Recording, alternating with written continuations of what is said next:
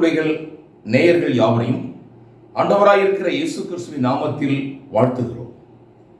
Chaos கோட்பாடு என்றால் என்ன? அதனுடைய உண்மையான அர்த்தம் குழப்பங்களின் கோட்பாடு.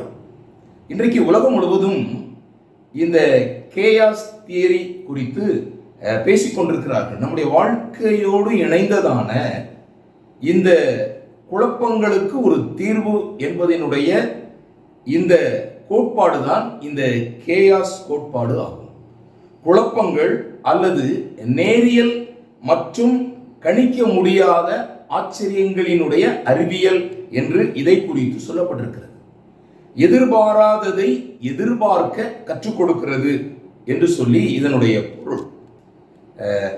எக்ஸ்பெக்டிங் த அன்எக்ஸ்பெக்டட், எதிர்பாராததை எதிர்பார்க்க கற்றுக் கொடுக்கிறது. 2004 ஆண்டு நம்ம எல்லாருக்கும் தெரிந்த ஒரு ஆண்டு, சுனாமியினுடைய ஆண்டு என்று அதை குறித்து சொல்கிறார்கள். இந்த 2004 ஆண்டில் மிக மோசமான விளைவுகள் ஏற்படுத்திய இந்த சுனாமி, அந்த சுனாமி வருவதற்கு ஒரு சில மணி நேரங்கள் முன்பு அந்தமான் நிக்கோபார் தீவுகளில் உள்ள தென்கோடியில் உள்ள கேம்பல் பே என்று சொல்லப்படுகிற அந்த தீவில் சில பறவைகள் இடம்பெயர்ந்தன. அங்கும் இங்கும் பறவைகள் பறந்து கொண்டிருக்கிறது.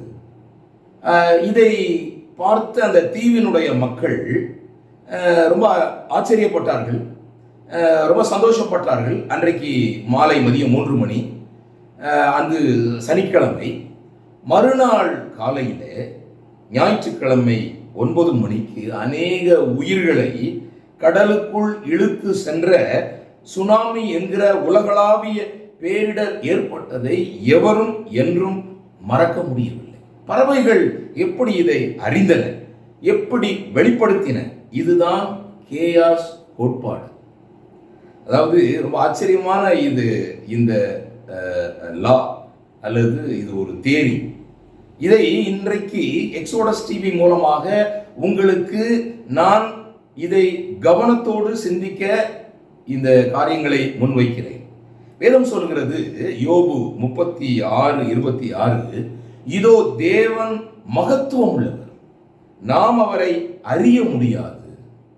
தொடர்ந்து 32 கூறுகிறது, அவர் மின்னலின் ஒளியை தமது கைக்குள்ளே மூடி அது இன்னினதை அடிக்க வேண்டும் என்று கட்டளையிடுகிறார். அதை விட ரொம்ப முக்கியமான ஒரு வசனம், அதுக்கு அடுத்த வசனம் 33 அதனால் அவர் செய்ய நினைக்கிறதையும் மந்தாரம் எழும்ப போகிறதையும் ஆடு மாடுகள் அறியப்படுத்தும். எக்ஸ்பெக்டிங் த அன்எக்ஸ்பெக்டட். நாம் சாதாரண ஒரு சின்ன விஷயங்களை பார்த்து இது ஒரு பெரிய விளைவுகளை கொண்டு வரும் என்று நினைக்காமல் ஏமாந்து போகிறோம். இந்த நாளின் நல்ல வேளையில் உங்களுக்கு இந்த செய்தி கண்டிப்பாக பிரயோஜனமாக இருக்கும். எரேமியா 8:7 கூறுகிறது, ஆகாயத்தில் உள்ள நாரை முதலாய் தன் வேளையை அறியும், காட்டுப்புறாவும் கொக்கும் தகைவிலான் குருவியும் தாங்கள் வரத்தக்க காலத்தை அறியும். என் ஜனங்களோ கர்த்தரின் நியாயத்தை அறியார்கள் என்று கர்த்தர் உரைக்கிறார் என்று வேதம் கூறுகிறது. அருமையானவர்களே, இந்த நாளிலே இந்த குழப்பங்களின் கோட்பாடு என்று சொல்லப்படுகிறதான இந்த ஒரு தியரி சின்ன சின்ன விஷயங்களை நமக்கு ஒரு பெரிய ஒரு பொல்லாப்பை கொண்டு வருகிறது என்பதை நமக்கு அது கூறுகிறது. ஆனாலும் நாம் அதை அறிகிறதில்லை. யோபு 37:13 கூறுகிறது, தேவன் மகத்துவம் உள்ளவர், அவர் ஒன்றில் தண்டனையாகவும் ஒன்றில் தம்முடைய பூமிக்கு உபயோகமாகவும் ஒன்றில் கிருபையாகவும் அவைகளை வரப்பண்ணுகிறார். சுனாமி ஆனாலும் சரி, தூத்துக்குடியிலே எங்களுக்கு வந்த வெள்ளமானாலும் சரி, எல்லாமே அவர் ஒன்றில் தண்டனையாகவும் ஒன்றில் பூமிக்கு உபயோகமாகவும் ஒன்றில் கிருபையாகவும் வரப்பண்ணுகிறார். தொடர்ந்து யோபுவை பார்த்து அவருடைய நண்பன் சொல்றார், எலிகு சொல்றார், யோபே, செவிகொடும், இதற்கு நீர் செவிகொடும். நீர் தரித்து நின்று தேவனுடைய ஆச்சரியமான கிரியைகளை தியானித்து பாரும். யோபு 37:14. அருமையானவர்களே, இந்த பெரும்பாலான பாரம்பரிய அறிவியல், புவியீர்ப்பு, மின்சாரம் அல்லது ரசாயன எதிர்வினைகள் போன்றதான கணிக்கக்கூடிய நிகழ்வுகளை நாம் கையாண்டு விடுகிறோம். ஆனால் குழப்பங்கள் நிறைந்த, உதாரணத்துக்கு ஒன்றே ஒன்று சொல்லலாம், உங்களுடைய மூளை நிலைகள் அது ரொம்ப குழப்பமானது. நம்மை சுற்றி அநேக காரியங்கள், குழப்பங்கள் இருக்கிறது. ஆனால் இந்த குழப்பங்கள் நிறைந்த இந்த மூளை நிலைகள், அதை கணிக்க, கட்டுப்படுத்த யாராலும் முடியாது. அதைத்தான் கேயாஸ் தியரி கையாளுகிறது. ஆகவே இந்த நமக்கு நிகழப்போகிற ஒரு காரியத்தை ஆண்டவர் நமக்கு முன்கூட்டியே அதை நமக்கு அறிவிக்கிறார் என்று கூட நீங்கள் சொல்லலாம். அது மாத்திரமல்ல, இந்த கேயாஸ் தியரியில இன்னொரு முக்கியமான ஒரு விஷயம் இருக்கு. ஒரு சிறிய மாற்றம் ஒரு பெரிய ஆபத்தை தவிர்க்கும். அது ரொம்ப ஆச்சரியமானது. ஒரு சிறிய மாற்றம் ஒரு பெரிய ஆபத்தை தவிர்க்கும். உதாரணத்துக்கு, இப்பொழுது ஒரு பெரிய பெரும் காற்று அல்லது ஒரு புயல் வருகிறது என்று ஆராய்ச்சி மையம் நமக்கு கூறுகிறது.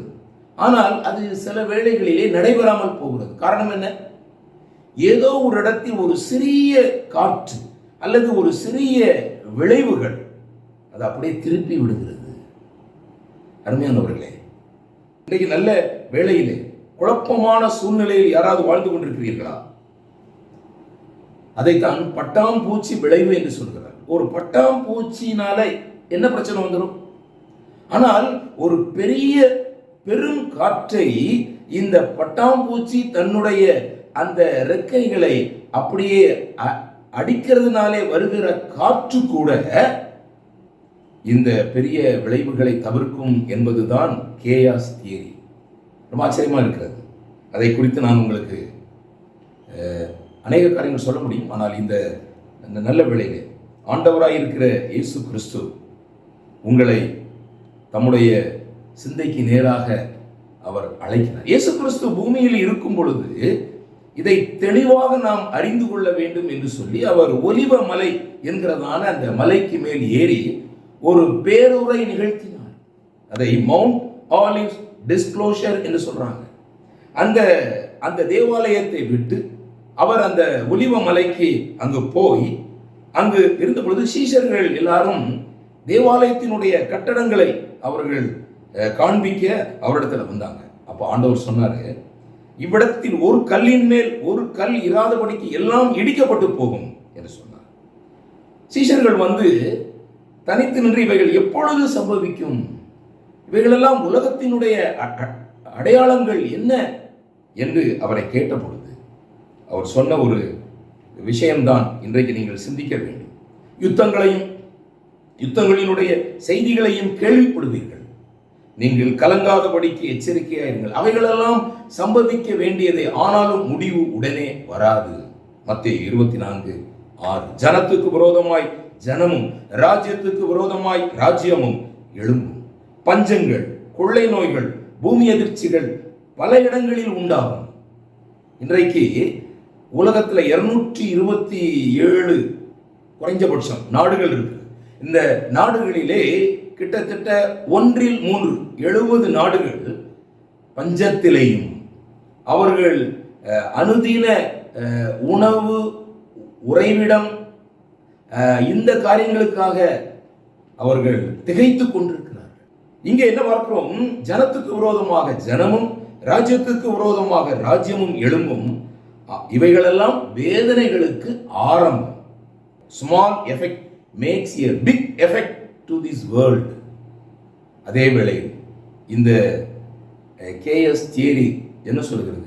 a small effect அல்லது a small step will make a big remedy. இந்த நாளின் நல்ல வேளையிலே ஒரு சின்ன ஒரு விஷயம், கர்த்தராகிய இயேசு கிறிஸ்துவை விசுவாசி, அப்பொழுது நீங்களும் உங்களுடைய வீட்டாரும் ரட்சிக்கப்படுவீர்கள். இவ்வளவு பெரிய ஆபத்தில் இருந்து நீங்கள் தப்புவிக்கப்படுவீர்கள். இவ்வளவு பெரிய இனி வரப்போகிறதான பயங்கரமான இந்த உலக ஆக்கினை தீர்ப்பில் இருந்து நீங்கள் தப்புவிக்கப்படுவீர்கள்.